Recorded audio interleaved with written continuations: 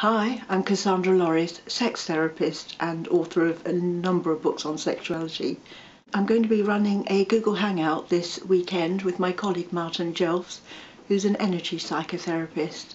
And our topic is going to be how to get sex back into a low sex or no sex relationship. It's one of those sort of hidden secrets that a huge number of couples in long-term relationships are having either no sex or virtually none, and sometimes for many decades.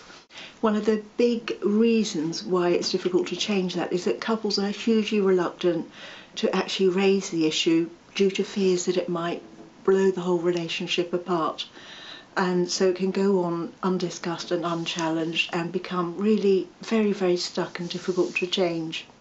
And one of the other reasons why it becomes difficult to change is that couples who are not having sex tend to stop being affectionate with each other. So those sort of day-to-day gestures are not happening, kind of cementing, creating closeness and cementing the relationship. So it becomes even more difficult to reach out to your partner and make any kind of physical connection. And sometimes that can be to do with a history of sexual problems in the past.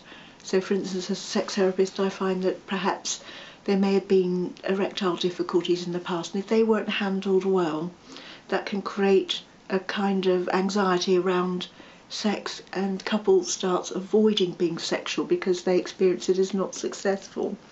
And if there aren't good ways of communicating about that, that can be a trigger for entering into a period of years and years of no sex or low sex. And one of the other big issues is to do with unresolved problems. So perhaps huge traumas or challenges that the couple has gone through, say bereavement or an affair, or issues to do with change of work, change of lifestyle and so on.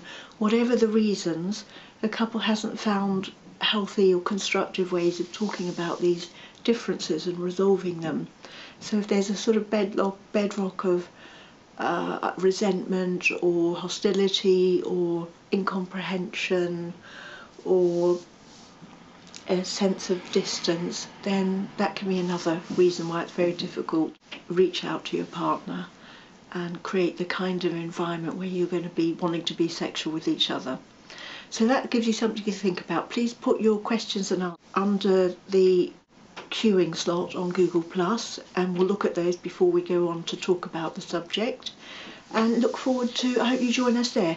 You can go onto my YouTube channel, Cassandra Lorius, at any time and watch the video after Sunday.